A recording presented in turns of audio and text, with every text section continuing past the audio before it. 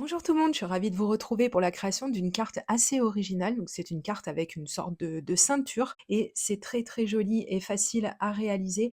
Ça a beaucoup d'effets. Pourquoi? Parce qu'en fait il y a un message caché à l'intérieur.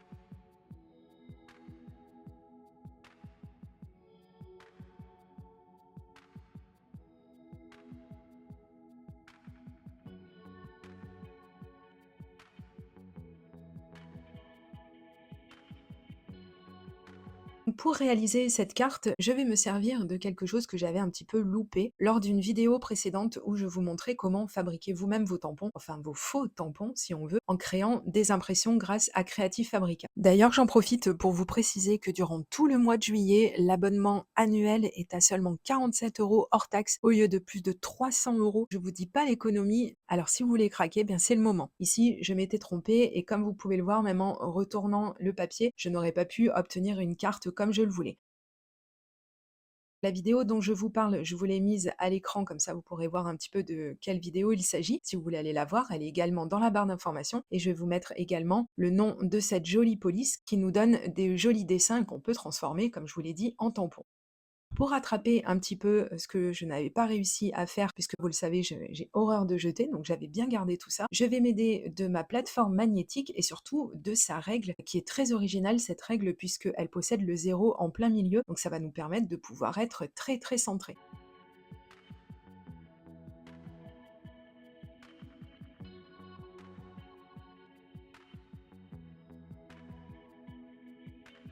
Je vais prendre des repères, donc j'ai posé ma règle au niveau du zéro au milieu de mon image. Je vais poser des repères sur les côtés pour pouvoir avoir quelque chose qui se referme, qui se rabat. Donc c'est vrai que comme ça nous permet d'être hyper précis dans les mesures qu'on prend.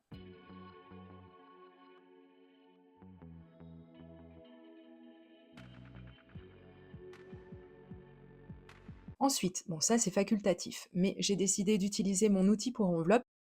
Comme je n'ai pas eu l'idée de poser mes repères tout en haut, tout en bas de mon papier, je me suis aidée d'une règle comme ça, au moins j'étais vraiment bien droite et j'ai pu rainurer mon papier très correctement. Donc on n'oublie pas de faire une rainure pour un premier côté et évidemment une rainure pour le second grâce au deuxième repère qu'on a noté. C'est vrai que cet outil, il est très très pratique quand il s'agit de devoir rainurer du papier et surtout de devoir faire des choses qui sont hyper précises. Comme ici, puisque si on n'est pas très précis, on aura une carte qui ne va pas fermer idéalement.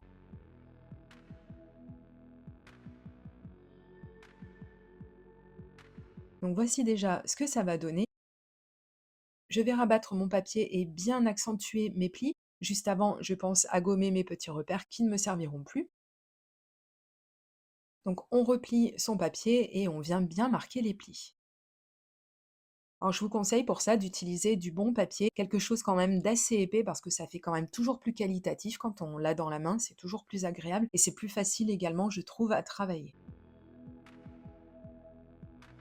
Avec cette plateforme, on a beaucoup de repères d'alignement, ça c'est vraiment vraiment super.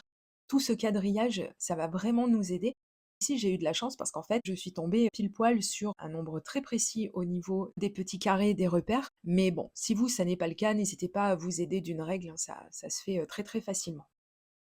Donc là, en fait, il faut qu'on partage le fond de notre carte, là où il y a l'illustration, il faut qu'on le partage idéalement en deux si on veut un résultat qui soit comme ça. Maintenant, vous pouvez faire un rabat qui soit un peu plus grand que l'autre, c'est une variante, et ça peut être très très intéressant également comme résultat, mais là, c'était pas ce que je voulais.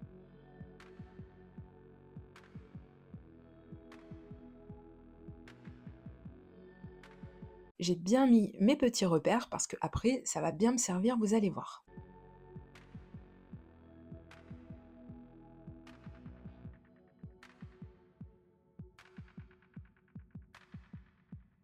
Je vais prendre mon mini massicot, ici j'avais pas l'utilité de sortir le grand, et je vais bien aligner mon repère sur la ligne de coupe, et j'effectue ma découpe. Je vais faire pareil évidemment pour l'autre côté,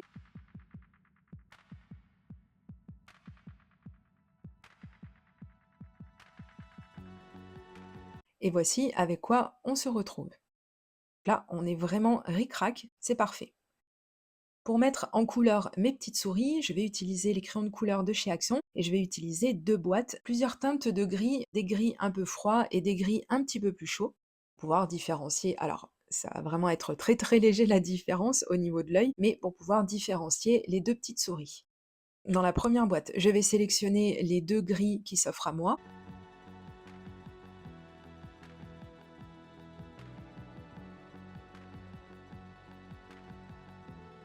Je vous montre les numéros, hein, pour les personnes qui voudraient reproduire exactement la même chose. Je vais accélérer un petit peu le mouvement parce que même si j'ai pas mis 2 heures et demie pour faire la mise en couleur, ça m'a quand même pris un petit peu de temps. N'hésitez pas à jouer avec la vitesse de lecture de la vidéo si vous n'êtes pas très à l'aise avec les vidéos en accéléré. Personnellement, je voulais pas laisser une mise en couleur qui dure trop longtemps, donc voilà pourquoi j'ai un petit peu accéléré. Et puis, si vous êtes abonné à ma chaîne, vous avez l'habitude des vidéos de mise en couleur. Il y en a énormément sur ma chaîne, donc je vous laisserai aller voir un petit peu tout ça, notamment au niveau de la mise en couleur avec des crayons de couleur.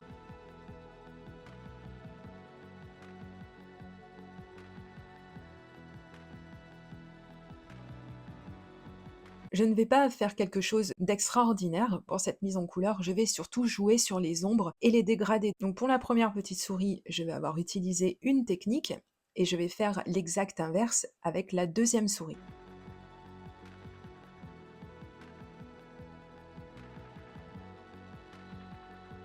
Donc déjà, je vais partir avec 3 couleurs, bien que comme je vous l'ai dit, on va pas vraiment distinguer ces 3 couleurs, surtout pour les personnes qui n'ont pas trop l'habitude, mais je vais déjà vous expliquer la technique qui est l'inverse de celle que j'ai utilisée avant. Je vais partir par la création de mes ombres.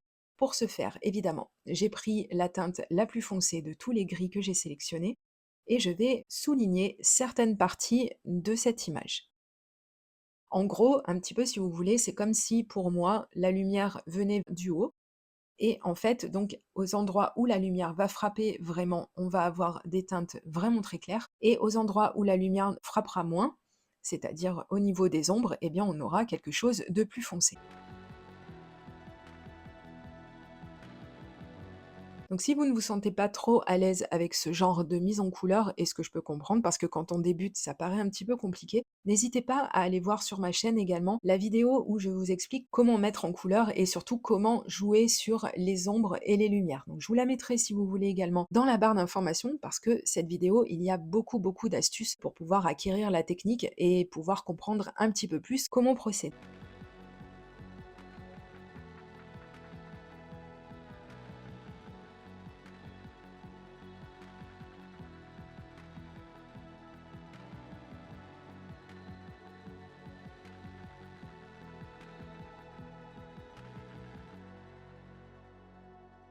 Voilà, donc j'ai bien avancé dans ma mise en couleur. Je me suis aperçue que j'avais oublié la petite queue. Bon, c'est pas très grave, je vais faire exactement la même chose, mais cette fois-ci, je n'utiliserai que 2 couleurs, parce que 3 c'était vraiment pas utile, on a vraiment une toute petite surface à mettre en couleur.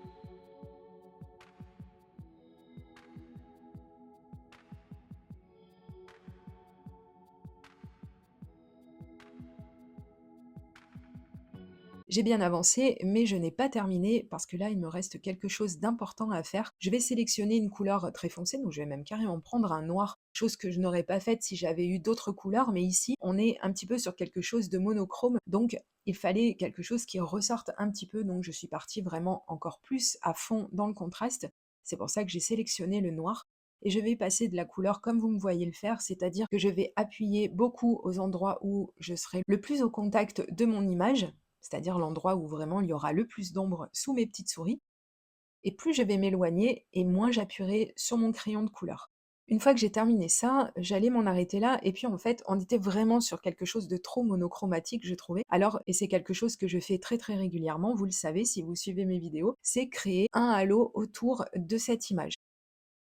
Comme ça va la faire ressortir très naturellement, étant donné que cette couleur, ce joli bleu, est vraiment très discret. Donc ça va vraiment la faire ressortir du fond de l'image et en même temps, on n'aura pas quelque chose qui va être trop flashy. Donc on est vraiment sur le résultat escompté. Et en plus, c'est très facile à faire.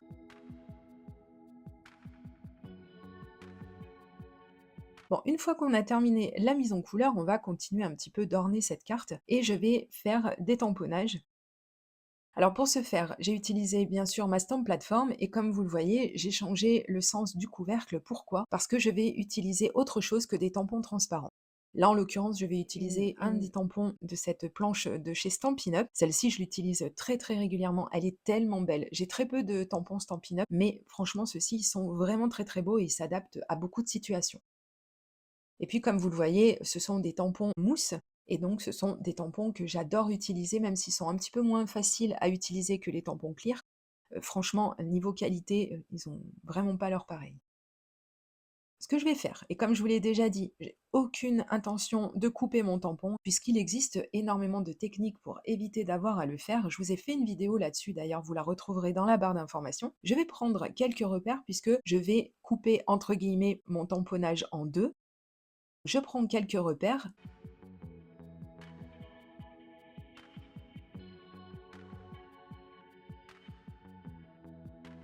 et je vais pouvoir être bien alignée en ne tamponnant qu'une partie avec la Memento, comme vous le voyez, qu'une seule partie de ce tampon.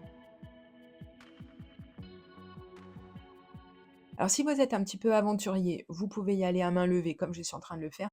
Comme j'étais pas très très sûre et que j'avais surtout pas envie de planter ma carte à cette étape-là, vous pouvez vous assurer du résultat en utilisant un petit morceau de masking tape, bah justement en mettant à profit la technique du masquage. Donc comme vous le voyez, on a l'autre partie du tampon, celle qui ne nous intéresse pas tout de suite, qui est cachée et comme ça, il n'y a absolument aucun problème. Par contre, pensez bien à nettoyer correctement votre tampon pour être sûr qu'il n'y aura pas de traces quand vous allez utiliser la seconde partie. Donc c'est ce que je vais faire, j'ai bien nettoyé mon tampon et je vais reprendre quelques repères avec un crayon de papier, voilà, pour savoir à peu près où poser mon tampon. Vous allez me dire que vous avez vu que j'avais un petit adhésif qui me permet de voir à quoi correspond mon tampon, mais il adhère plus du tout sur mon tampon et du coup il adhère plus du tout sur le couvercle de ma stamp plateforme, donc tant pis, j'y vais à la barbare. Mais comme vous le voyez, ça se passe plutôt bien. Et rassurez-vous, s'il est un petit peu décentré, c'est parce que j'avais une idée en tête pour la suite de cette carte.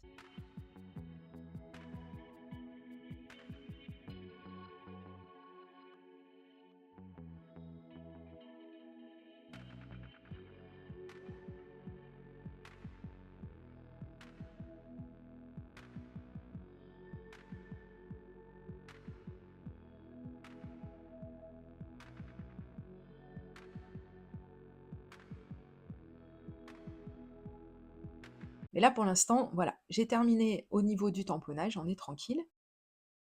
Alors ce qui est bien aussi avec ce genre de technique, c'est-à-dire la carte avec une petite ceinture, c'est qu'on peut continuer encore et encore à passer nos chutes de papier.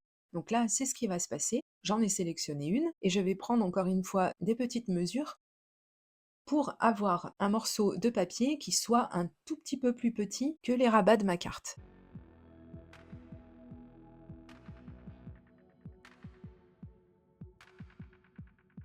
Je vais retailler tout ça, toujours avec mon petit massicot. Donc vous l'avez compris, j'ai 2 rabats identiques sur le devant de ma carte, donc évidemment, je vais couper 2 papiers identiques pour couvrir ces rabats.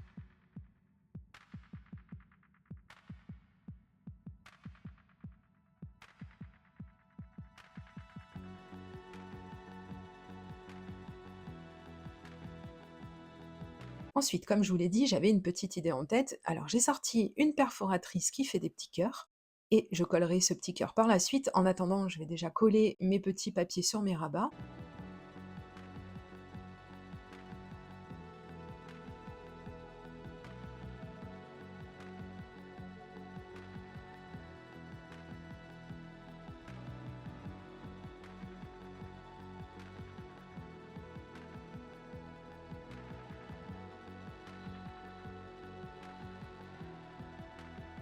On attend que ça sèche correctement, mais enfin, comme je dis toujours, quand on utilise de la colle Tacky Glue, alors celle-ci, elle est vraiment, vraiment super parce qu'elle colle très, très vite et très, très bien. Donc on vérifie qu'on est à peu près droit et comme je vous l'ai dit, je vais coller le petit cœur que j'ai découpé avec ma perforatrice. Et j'ai changé de colle, puisque là je vais avoir quelque chose d'un tout petit peu plus petit. Je préfère toujours utiliser un stylo colle quand il s'agit de coller des petits éléments et de me faire aider de ma pince inversée. Ça aussi, c'est vraiment quelque chose à posséder dans son matériel, comme ça on a vraiment des rendus qui sont hyper précis. Je vais prendre pour faire la ceinture de ma carte une autre chute de papier, cette fois-ci de papier blanc.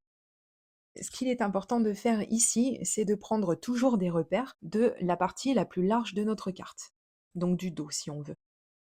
Donc une fois que j'ai pris mes repères, je reprends mon outil pour enveloppe et je viens rainurer correctement. C'est très important parce que sinon vous allez voir, votre ceinture, elle va pas naviguer correctement autour de votre carte. Donc encore une fois, on marque bien ses plis.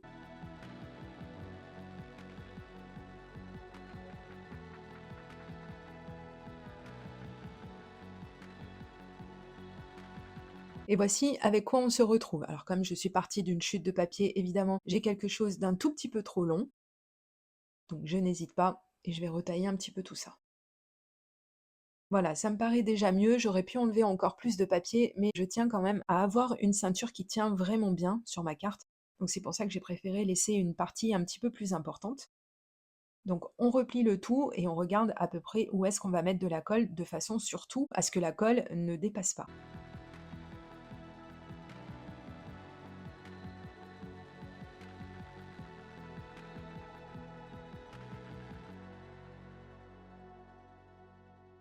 On maroufle bien pour faire adhérer. On efface les petits repères qui ne nous servent plus à rien maintenant. Et on vérifie et on croise les doigts, voilà, pour être sûr que notre ceinture va bien passer autour de notre carte. Et là, c'est le cas. Donc super. Vous le savez, j'aime beaucoup les dies fausse couture, j'en ai toute une panoplie et je vais utiliser les dies de forme ovale que je vous montre à l'écran. Je vais en sélectionner deux et toujours avec une chute de papier, je vais effectuer des découpes. Alors dans un premier temps, dans le papier que j'ai décidé d'utiliser depuis le début pour venir décorer ma carte, j'aurais pu utiliser un autre papier hein, pour casser un petit peu le côté un petit peu sage de cette carte, mais je tenais vraiment à avoir un rendu qui soit très très clean, très très propre, j'aime beaucoup beaucoup. C'est exactement ce que j'aime en ce moment. Donc j'ai fait ma découpe également avec le die un petit peu plus petit sur une chute de papier blanc. On va s'en arrêter là pour les découpes et je vais les fixer toutes les deux sur ma ceinture. N'hésitez pas à utiliser une colle qui tient vraiment bien parce que cette ceinture va être manipulée. Donc si vous utilisez soit du mauvais papier, soit de la mauvaise colle, ça risque de mal vieillir dans le temps. Et ça serait dommage. Donc je colle ma découpe blanche sur la découpe bleue. J'essaie d'être bien alignée. Et ensuite, j'ai voulu rajouter encore un petit cœur parce que j'avais pas envie de mettre un tampon sur le devant de ma carte. Donc j'ai fait une découpe avec ce petit die cœur. Pas petit, pas si petit que ça d'ailleurs, hein. Je vous conseille d'avoir ce genre de petit die chez vous parce que vraiment, ça permet de faire énormément de choses. Surtout si vous n'avez pas de perforatrice. Je le colle sur ma petite ceinture. Vous l'avez compris, ma carte est à présent terminée, donc on va vérifier que tout fonctionne toujours correctement.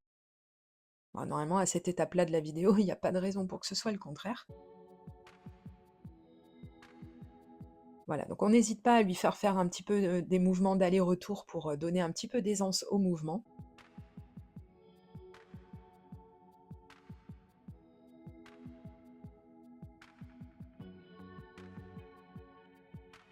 On voit qu'à l'arrière, on a un résultat qui est hyper propre, alors on peut aussi l'embellir si on a envie, mais comme je vous l'ai dit, moi je voulais vraiment quelque chose de très simple.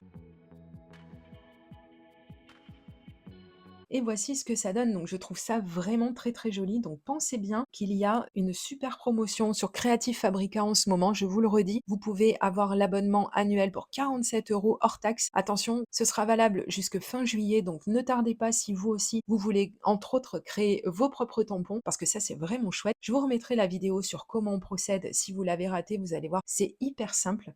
Et je vous dis à très très bientôt pour de prochaines vidéos création. Gros bisous, bye bye.